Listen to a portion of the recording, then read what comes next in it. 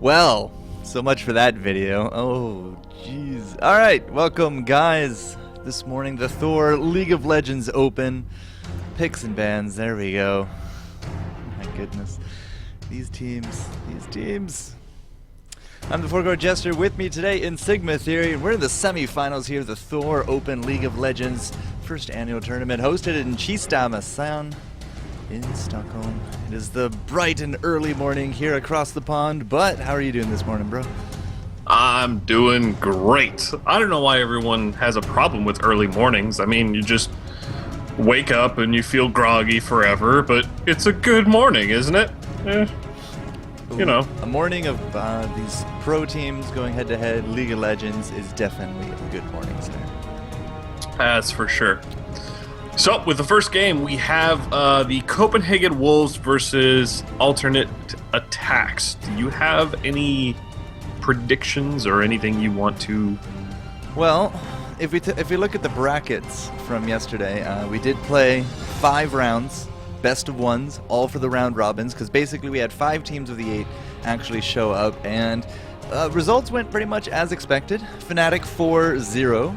Wolves 3-1, Alternate 2-2, Mouse Sports unfortunately 1-3, and PlayZ. We actually didn't even get them on stream, but PlayZ ended up 0-4 and did not qualify for the semifinals. So that means Copenhagen Wolves versus Alternate seeds 2 versus 3. Copenhagen Wolves is gonna come into this, with a little bit of a score advantage. If I recall back in round number 2, Copenhagen Wolves versus Alternate, we did cover that, and the Wolves were able to take the game pretty handily. So I feel that they have a little bit of an upper hand when it comes to this game. I think that's a great thing to point out, that these teams are coming into this, and Alternate has to realize that we've played these people before, and they've probably played them outside of these tournaments as well. So they, both teams probably know very well of each other. But you do have to go into this knowing, well, we have lost to them. Can we make sure that we can turn it around and, pull a win? Or from Wolves' side, we've already beat them once. All we got to do is just keep ourselves in that same frame of mind, and maybe we can get, another win. Yep. Thing to note here, though, guys, it's not a best of 1. This is the semifinals, so it will be best of 3. Winner to go on to the finals, where they have a chance to win, I think, 60,000 secs. I think it's about 60,000. Maybe it's 80,000. But, a slice of that pie. We got 600,000 secs across all the games here in Stockholm. So, whatever the slice is, they are looking for that. That being said, picks and bans. Who do we got for the bans, sir? So, Copenhagen Wolves banned out Oriana, Katarina, and Evelyn. It looks pretty clearly that they're banning out for Eleanor. Yeah. I mean, I hate to say it, but he's kind of like the... Whether or not it's actually true, he's kind of like the all-star of the team. He's what Alternate is known for, the guy with 3,000 ELO. So the way you figure it is, if you ban him out and then you shut down the other players, you kind of have a good idea. But we've seen him play more than just those champions and do them very well. So then we turned around, Alternate banned out Rengar, Blitzcrank, and Elise. I actually expected the Elise ban, but not this late into the game. Well, Rengar and Elise seem to be targeted against Nigodbro, because he was rocking that pretty handily yesterday. Yes, he was. So, Copenhagen Wolves picked up first pick, Diana. I think this is one of those situations where A, they wanted Diana because Diana's extremely strong, and B, they just didn't want to give it to Pharrell Lord. Alternate responded with the Zyra pick and the Ezreal, so it's pretty clearly going to be a Zyra as bot lane. Turning around, Copenhagen getting Olaf and Lulu. Now, Olaf still could run top lane, as they have not picked their jungle yet, but definitely, it could go either way. It's obviously a Lulu support, and then Pharrell Lord actually gets the Anivia versus Diana. Quite an interesting pick, as Diana is really going to be both kind of aggressive and going to be able to really zone out Anivia. So I'm wondering if maybe Alternate has a plan for that one with the jungle Lee Sin. Now again, that could also be a top lane Lee Sin as well.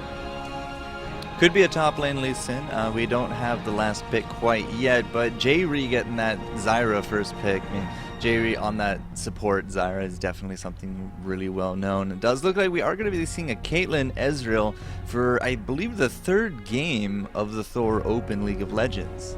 We had it at least 2 separate times yesterday, now going into the semifinals. Is there something that I need to know about a Caitlyn? Why are we seeing such a resurgence of her here in Season 3? You know, it's got to be mostly the items. Because of her extremely long range, and because of the change to like Ezreal's W and the new like Runon's Hurricane and the new Phantom Dancer, just having Caitlyn's extremely long range paired with someone like Lulu, it's just a really strong pick.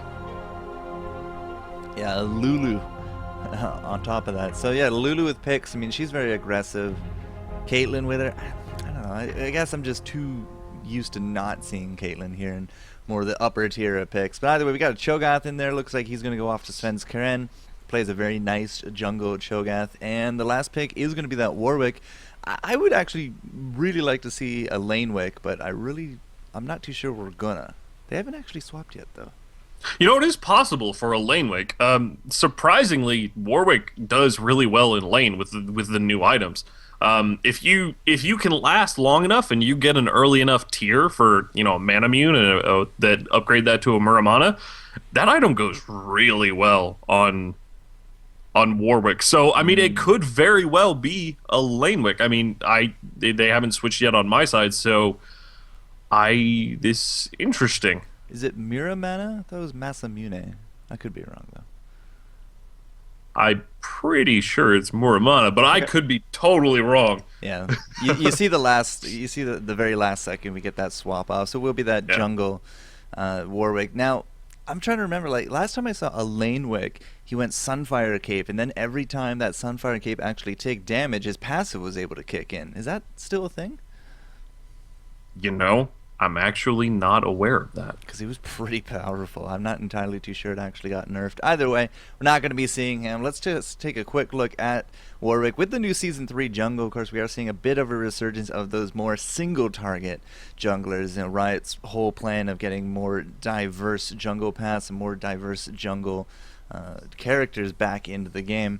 And he is going to be rocking some move speed, attack speed, armor, magic resist. So the attack speed will go really well with his hungering, his nice battle call there, and should be able to clear decently well. 921-0, so a bit more of a tank wick than anything.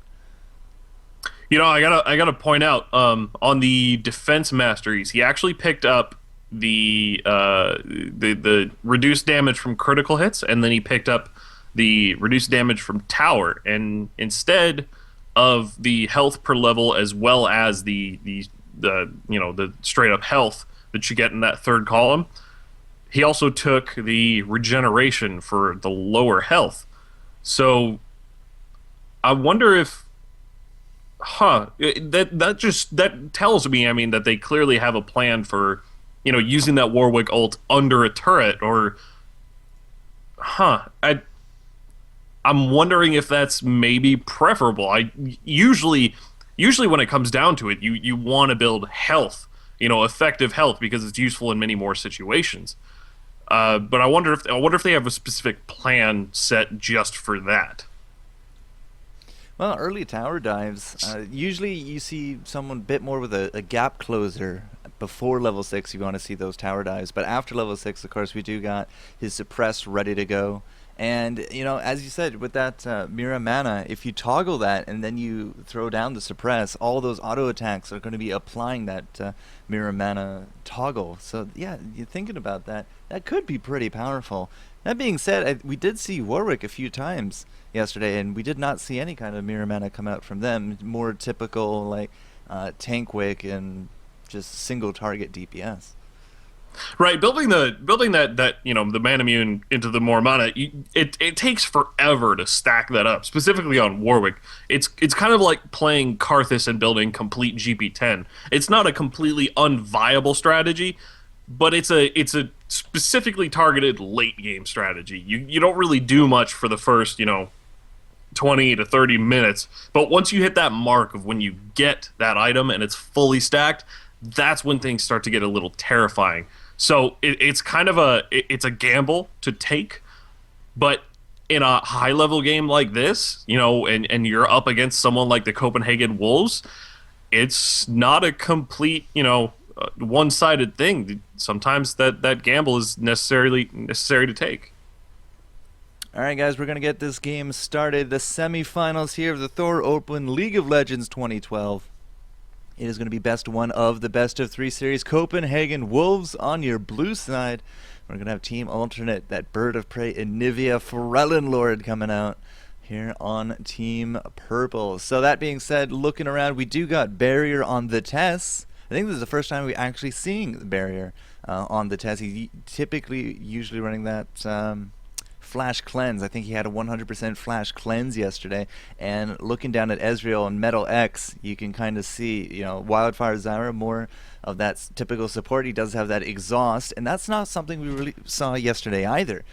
We always usually saw the Ignite coming out on our supports, but this time Metal X is rocking Ignite. So we're seeing a little bit of a mix-up just from yesterday. I wonder if these teams have gone out and just done a little bit more research into Season 3 after all their games.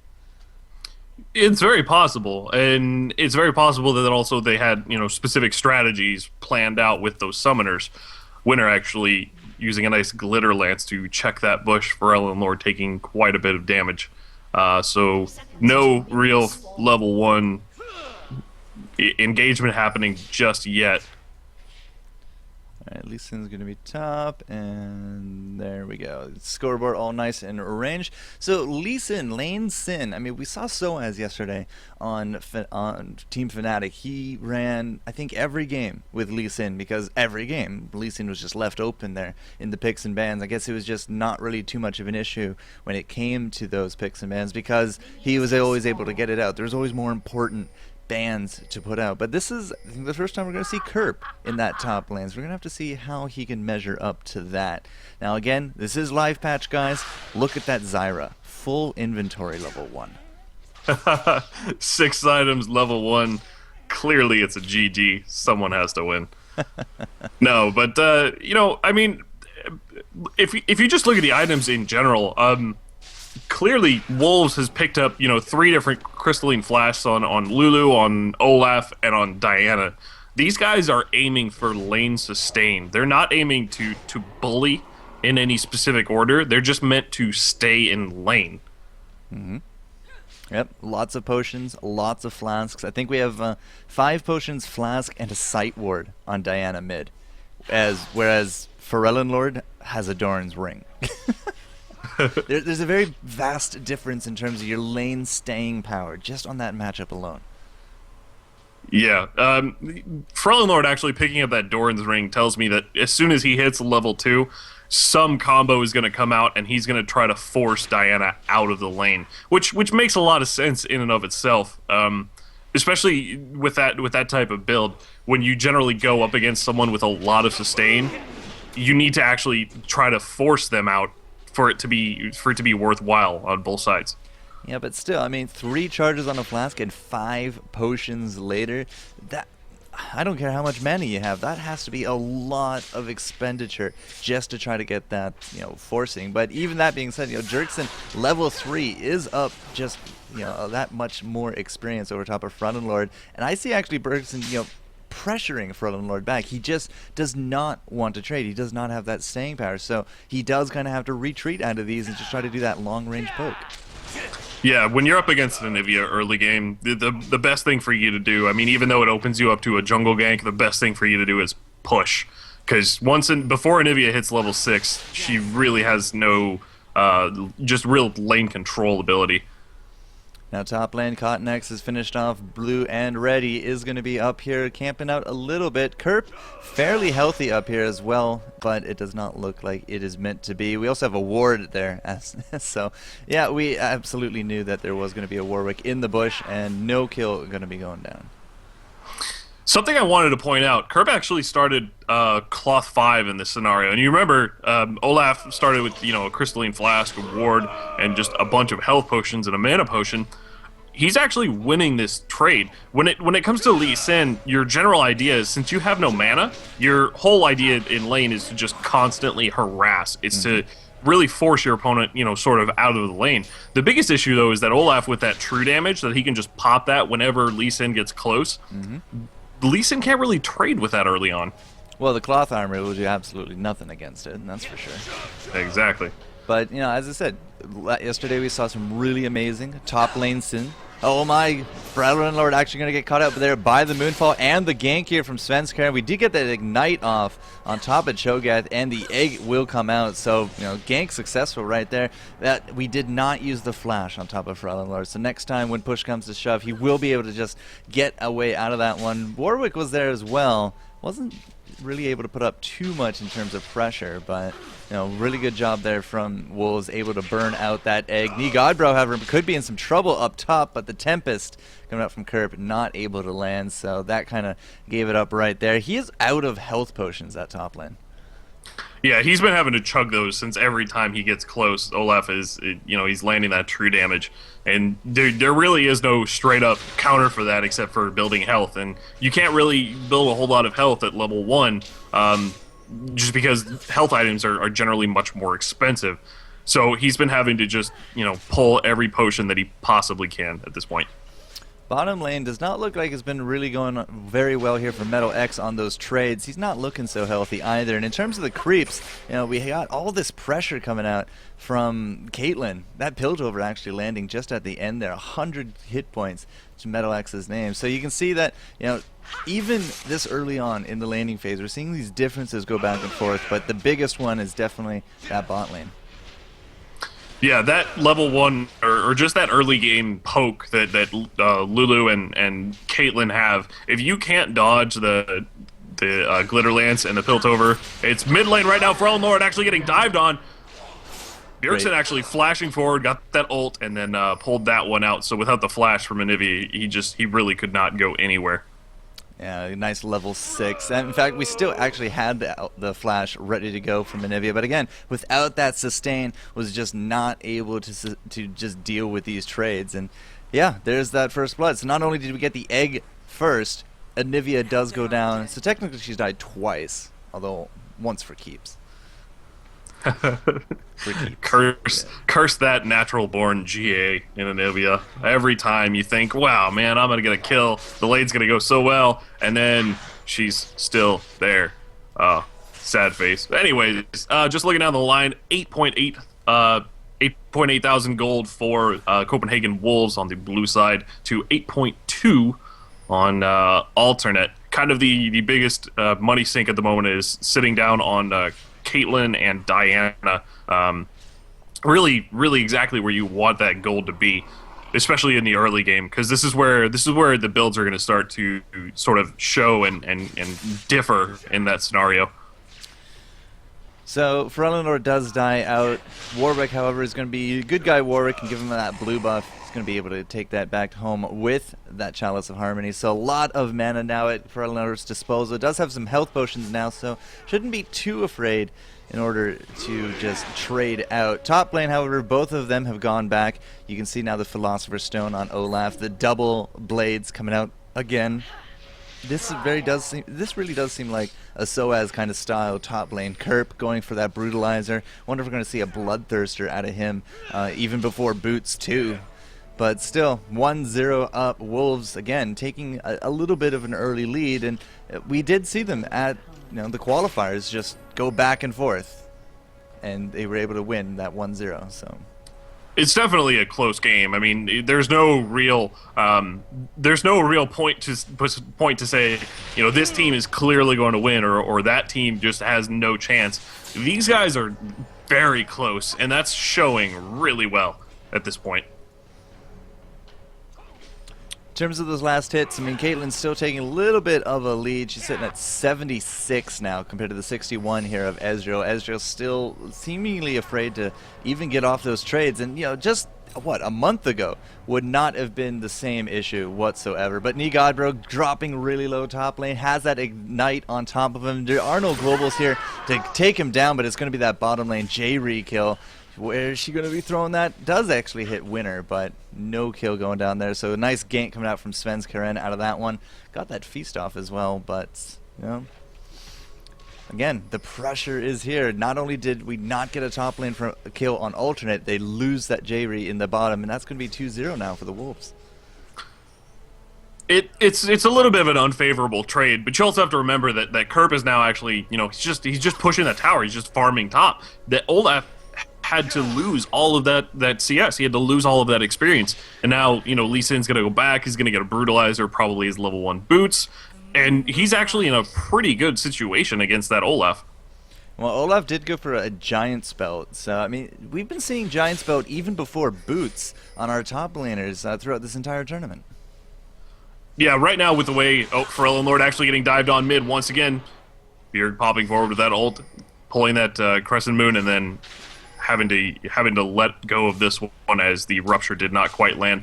Bottom lane, Coton still forcing into it. He's got the flash, he's got the ult, lands onto Winner. Winner actually ults himself, makes it out just barely alive. The Test turning around with a fight. Now Coton is really low, and here comes Ven.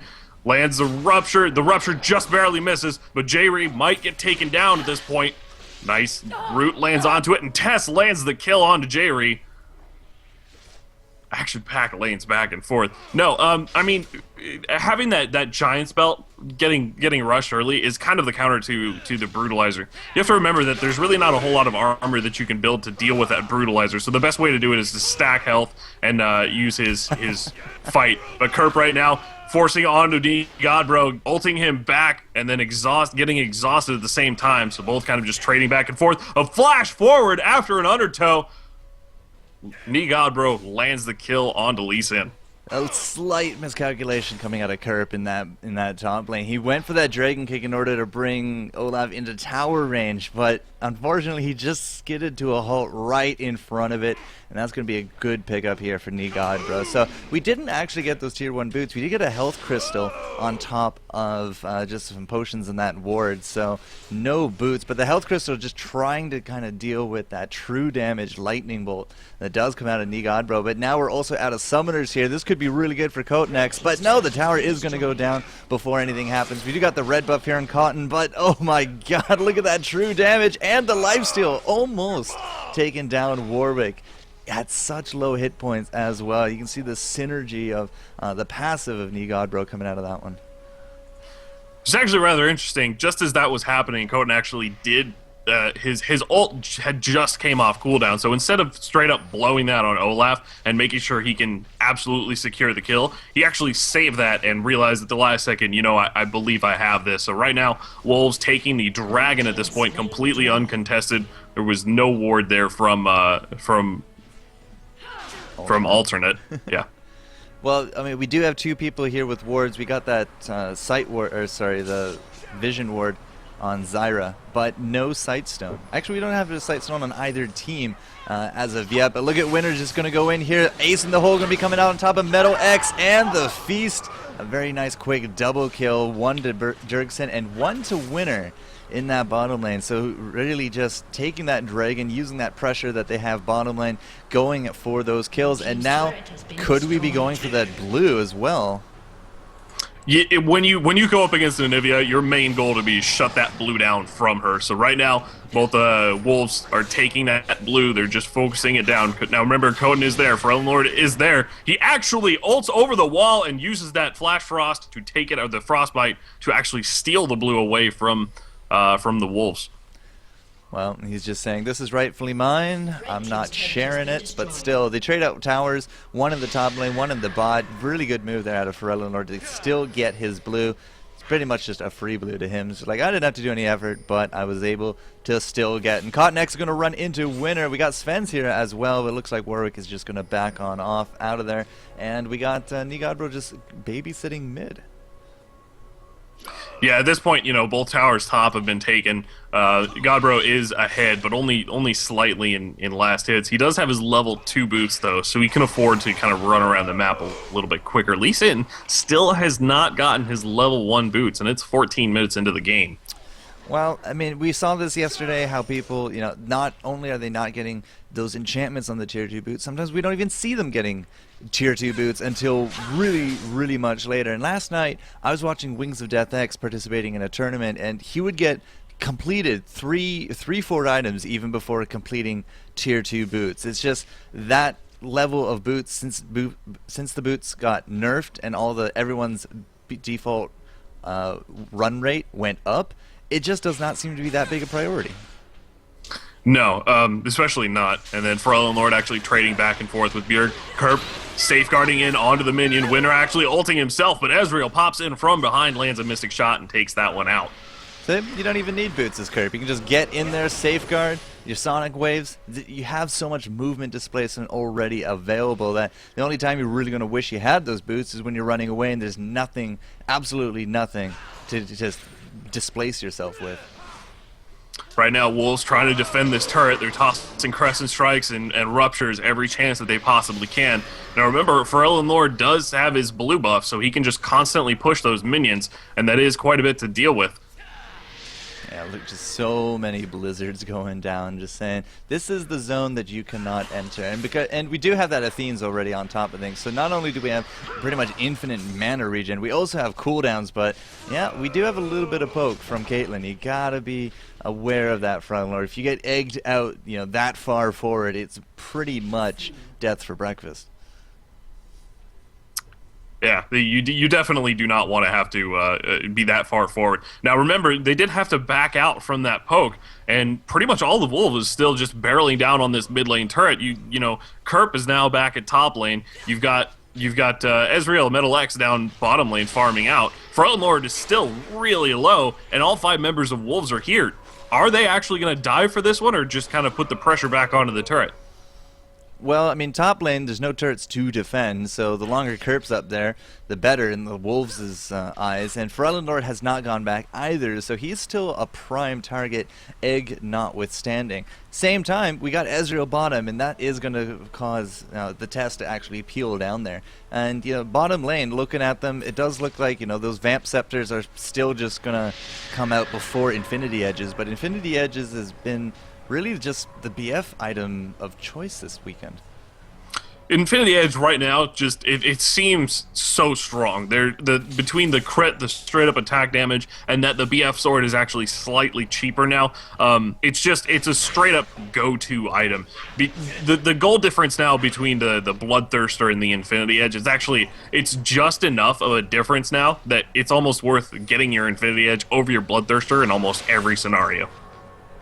Almost every. It's very different than the Korean style we saw coming in back in the summer, where Bloodthirster was definitely the more important of the two, just for those early game endings. But, Season 3, new can of worms. In terms of the items, we're about to hit about 17 and a half minutes. Looking at that 20-minute mark, what kind of big items do we have? Today, Mr. Kerp has done us proud. The League of Cleavers making a big appearance. Black Cleaver before 20 minutes. He still bought that before his level 1 boots, even. Codenex actually getting dived on under that turret, having to flash away. League of Cleavers. Too funny. Too funny. Yeah, Kerp going to be taking a lot of auto attack damage. Has to use that safeguard to get on out. We do not have blue anymore on Forellian Lord, but still, with that Athene's Unholy Grail, we still have virtually infinite mana regen. Yeah, between the Unholy Grail and the Doran's Ring, he can just constantly fold that mana back. Nice Crescent Strike coming out of J-Ree, going to be taking a little bit of damage. There goes Kerp, maybe going in a bit too far. Spence, however, caught out in some AoE, is going to be taking quite a bit of damage, and here comes the rest of Alternate. We still have Caitlyn down south, however, and there she goes. She's about to peel there to the mid, so almost reminiscent here of an ARAM, just everyone hovering around the mid and the jungle areas, but blue is back up. Are the Wolves going to contest this one? It looks like they wanted to get ready to contest it, but I mean, between the Warwick, the E that True Sight that gives him, you can clearly see it on Cho'Gath. So they don't really want to start Dragon while they still have vision of that. Kerp is coming in around the back, and Ace in the hole hits on it. Kerp is actually going to have to safeguard away and keep himself safe. Anivia wall coming in right in front of Dragon. Forellian Lord actually having to flash over the wall. Nigadbro popping his Ragnarok, running straight into it. All the teams are just really trying to control the flow of this fight. Metal X actually lands a killing shot onto Sven. Bjerg actually coming in from behind, finishing off that Zyra. And Forellian Lord still in the front. Now, he does have that blue buff, so he really has a lot of mana to use. Winter turning around, using a nice glitter lance, trying to pop this one back and forth. Coden actually landing his ult on top of Bjerg, long enough for Anivia to do quite a bit of damage, but it turns around and Wolves actually cleaning that one up. Fallen Lord and Metal X are really low, trying to run away from this one. Geez, can you get any more opposite ends of the camera for that team fight? Just trying to keep everyone in focus was the hardest thing ever. Yeah, we really need a much larger camera and spectator client for some of these teams and the way they've been fighting. So, end result, looks like Jerkson was able to get out of town. Svenskaren's okay. Lost Winter, lost the tests, but still, overall, Lord still, with just no hit points, almost took no damage that entire time, still has his egg up. Did not even get egged.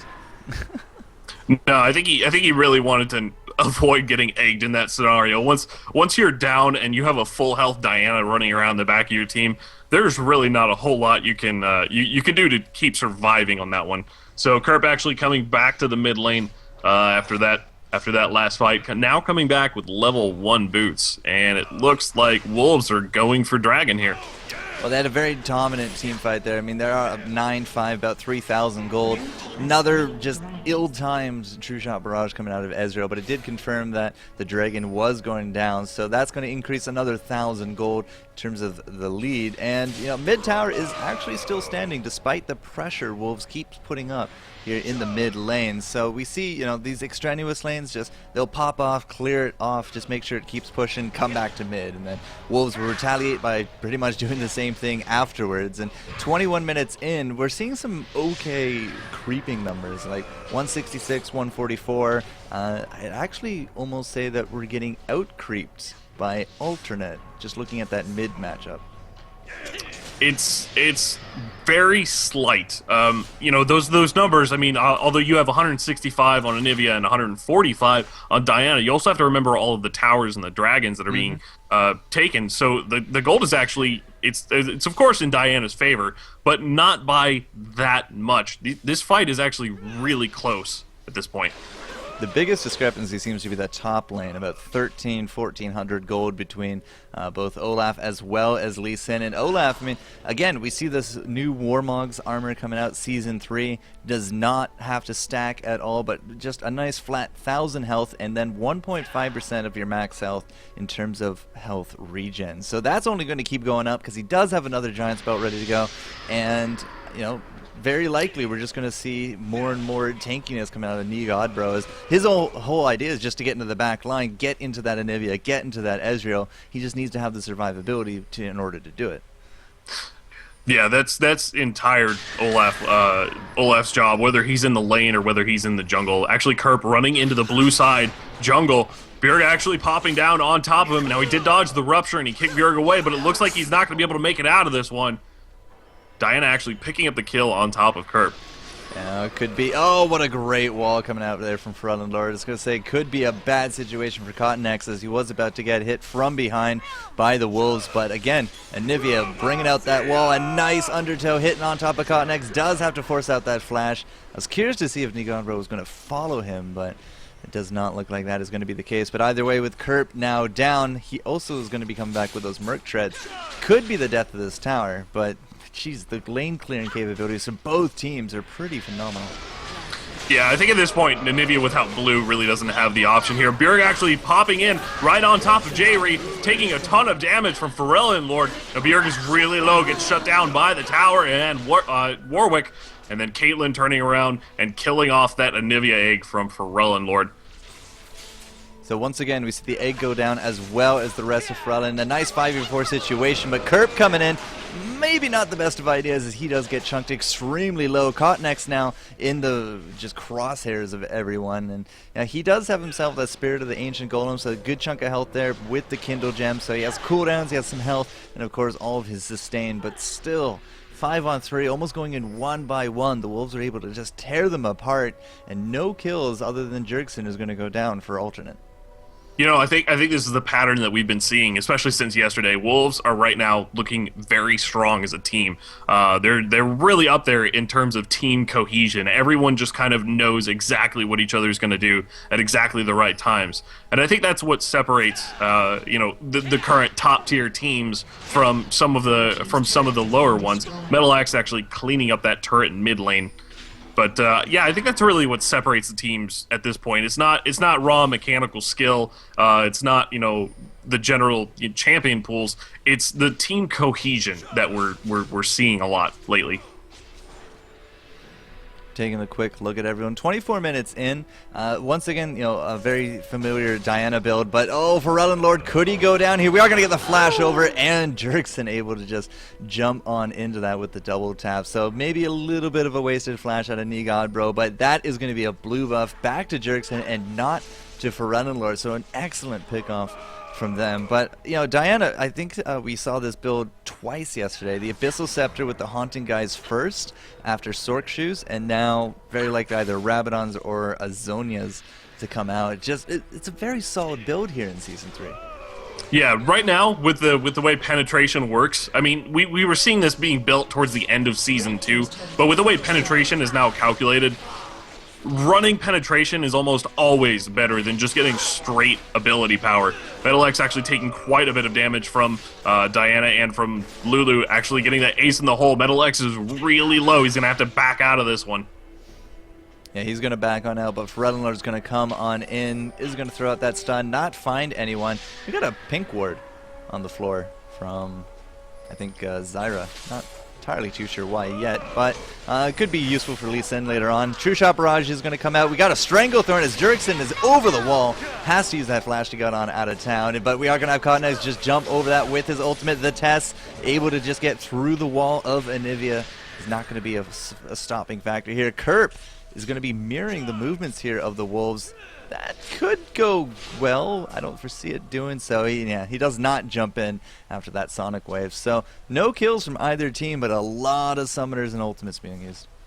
Yeah, I think at that point, Kerp was just sort of corralling or making sure that he was there for the team in case anything needed. I don't think he was really looking for an opportunity to maybe pick off, Caitlyn out of that group and try to get back out. But I gotta say that last fight didn't really work all that well. Cottonex just had to wait for Caitlyn to auto-attack over the wall to get vision, and that was the first thing he could have ulted. But right now, Alternate going for a Baron. Now, Wolves don't have vision of this, so they may be able to get this in time. Now, Olaf and Lulu are heading right up there, and Cottonex is completely out of mana. Forellan Lord is pretty close, too. Yeah. Olaf just popping into the pit, landing that true damage, hitting an exhaust on top of Warwick, but actually Cho'Gath walking in, ulting that Baron away, and Cotton just really stuck in a bad place. Oh, that could have went so much better for Alternate. True Shot Barrage is going to just barely miss Fence Karen, but as soon as you see Cho'Gath walking up, Cho'Gath with a smite and a feast, it's like, you're not going to steal that away from him. He just walked up, took it, and that's going to be a GG well played with a 5 surrender vote, 27 minutes into the game. Double Nexus explosion. Cool beans. 15-6, the Wolves just taking it at the end. So very powerful, and just unfortunate timing for Alternate. Yeah, I think that's kind of one of those situations where they were thinking, you know what, we've got a best of 3 here. Let's just go desperate Baron, and if this doesn't work, we'll just move on and go to the next game. And I think that was actually quite a good idea, because they were in a really bad spot to begin with. GG Wolves. All right, so 15-6, game number 1 going to the Wolves. It is a best of 3, as you did say. So we are going to have more games ready to go here, guys. And then, of course, after this, we will have the finals best of 3, winners of both of the semis, head-to-head for that bigger slice of the pot. So, guys, don't go anywhere. FourCourtJester and in Sigma Theory, we'll be back with more. Till then, word from our sponsors as we get the next game ready to go.